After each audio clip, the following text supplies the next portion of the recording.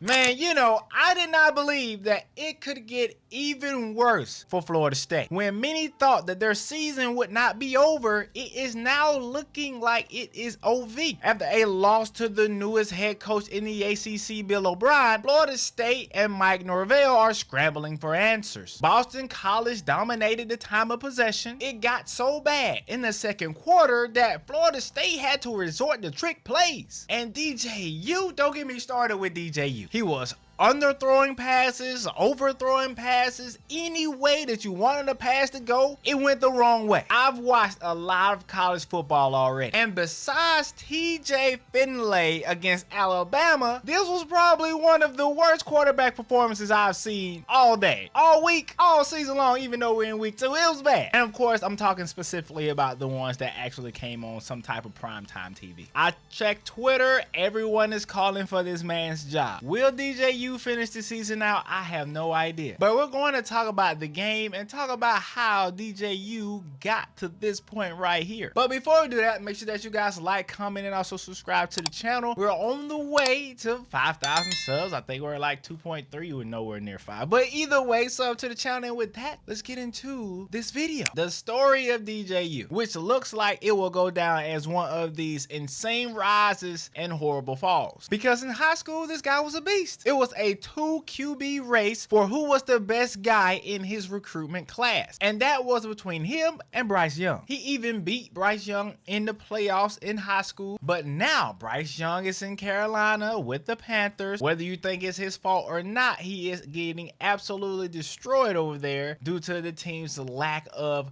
protection and lack of weapons around him. But that is a conversation for another day. Bryce Young's college career is undeniable. Heisman Trophy winner, he was the best QB in the NCAA in college football while he was there, if not the best, one of the best at his time in Alabama. So what happened to DJU? He goes to Clemson, and his first 2 years starting there weren't that impressive, with his last year being from 2022 to 2023, where he had 2,521 passing yards, 21 touchdowns to just 7 interceptions, completing 62% of his passes, which are okay numbers. However, this was the same year he would be benched from time to time by the now starting quarterback Cade Klubnik. Clemson is a location where he also had some accuracy issues. He was benched against Syracuse, he was benched against Notre Dame, and finally was outlasted by Cade Klubnik later on in a game against UNC. In this game, Cade Klubnik threw for 279 yards on 20 of 24 passing, a passing touchdown, and a rushing touchdown. So being that Cade Klubnik is now the guy in Clemson, DJU left for Oregon State, where he had a worse year than he did in his previous year with Clemson, completing only 57% of his passes for 2,638 passing yards, 21 touchdowns, and just 7 interceptions. Oregon State did finish the season 8-5, but they finished that season on a 3-game losing streak. Once again, he showed flashes, but very, very inconsistent. Now he transfers to Florida State, and maybe, just maybe, Mike Norvell thinks he can figure out the inconsistencies, and the plays that he's going to draw up will be better suited to the play style of DJU. Maybe. But as of right now, we have yet to see that happen. I know it's just 2 games, but it looks very bad. Now, don't get me wrong, DJU looks the part. He's 6'4". The guy has a cannon of an arm, but at the same time, if you do not know what direction the ball is going when you release it, does that really matter? He goes and comes. It depends on which day of the week it is. Now look, if he has a lot of confidence during a particular drive, the guy can look great, but way too sporadic. Because it's weird, he may ball out in the next game that he plays in, but it will always leave you with some sense of dissatisfaction because you never know when that great game will be or when a horrible game like tonight will be. And speaking of tonight, let's look at this game. The first quarter was basically empty. It was a match of tug and war, and that was until Florida State's defense had a miscue that led to the first score for Boston College. And then 5 minutes later, Boston College would score again. The defense of Florida State is not looking good at this point, and that will not change for the remainder of this game. And looking at the beginning of this game, there is something we can clearly see about Florida State that we have learned. They cannot run the ball. And 2, this defense and defensive line it's not as good as advertised. So now you have a team that struggles to run the ball, struggles to pass the ball, and is now struggling on defense. That is a recipe for disaster. And when you talk about passing the ball, it was at a point in the game where they were in the red zone and DJU overthrew a wide open guy not once but twice. Florida State drove the ball in the red zone twice in the first half. Both times they had to settle for field goals because of DJU and his horrible running game. And at halftime, DJU was 8 of 21 for 108 yards. What are you gonna do with that? That is just bad. Desperation kicked in on the first possession of the second half. Now you tell me why in a one possession game you're going to go for it on your side of the field. Now I know hindsight is 2020. If he converts this, he's a genius. But if not, it's a bad call. So guess what? It's a bad call. DJU throws a horrible interception. It looked like a punt return. It lands right in the defender's arm and he returns it for a good chunk of change. And this interception set up what was another touchdown for Boston College. And after this, I don't know if you guys were watching the game, but you can hear chants in the crowd saying, "We want Brock.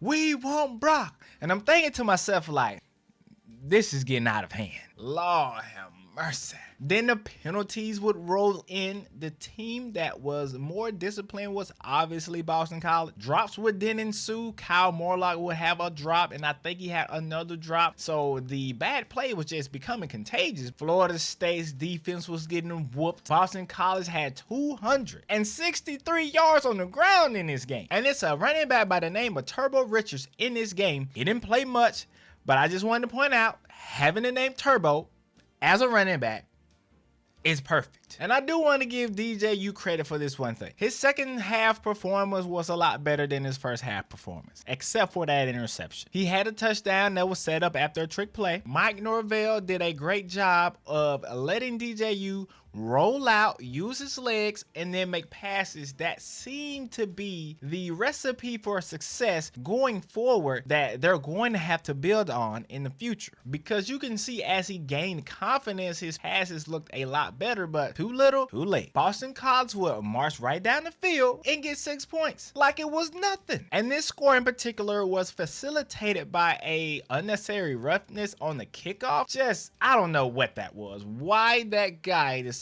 to push him in the back and make it easier for them to attack a defense that has not been playing well at all in this game beats me. Also, I want to bring up something else that was interesting during this game. Boston College players were starting to cramp. I'm telling you, if you haven't played football in the South, I don't know where most of you guys are from, but I'm gonna tell you like this southern humidity is different. You gotta train in this for a minute, man, before you can actually know what it feels like. I have never personally cramped while playing football. I only play high school. Sue me. I'm not a collegiate athlete at all, but what I do know is it's hot as hell down here all the time. It could be November, people out with shorts on. I don't know what it's like to really be cold, but at the end of the day, I thought it was just very interesting to see guys cramping all over the place, especially at the collegiate level. But I understand it. The humidity is crazy, and if you know, you know. But at some point in time, I thought they was almost going to lose the game because of this, because a cornerback dropped and his replacement was getting dimed up. I was like,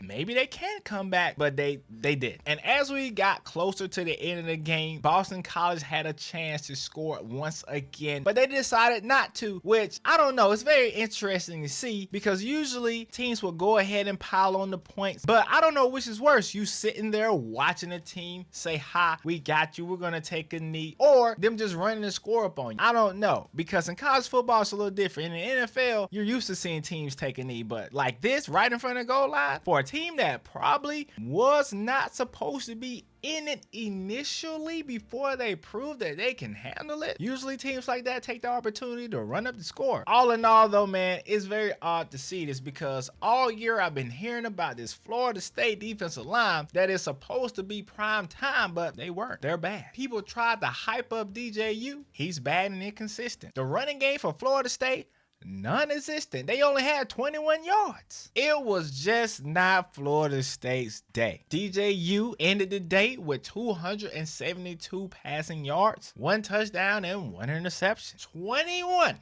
I repeat, 21 of 42. That's not gonna do. That rhyme ain't gonna do. Come on, man. That ain't gonna cut it. And big shout out to Thomas Castellanos. He was balling in this game. And when I say balling, he was balling. He did it all. Passing, running, everything you needed him to do, he was able to do it. He was 10 of 16, 106 yards with 2 touchdowns, and he added 73 yards on the ground. He was making play after play after play. And I also want to give a big shout out to Bill O'Brien, a guy who has been criticized on every single level of the sport, college to NFL. He has been criticized a lot. But today, it's a day for Bill O.B. to celebrate. All right, celebrate your day, Bill O.B., because you deserve it. And that's coming from a guy who criticized you a lot while you was in Houston. That's all I'm saying. This is a great way to start out his career in Boston College with a win over Florida State on the road. Dominated time possession, the more disciplined team, effective on third down. They did it all. And I don't really know where you go from here if you're Florida State. 0-2. You had a chance to be in the college football playoffs if you ran the table, which you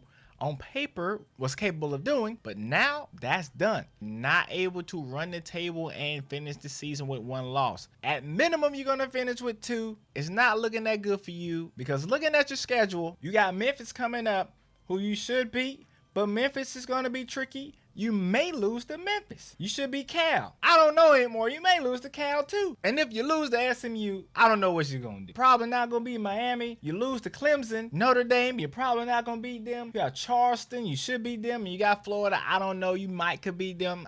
I don't know. It's shaky. Anyways, if you made this far in the video, much respect.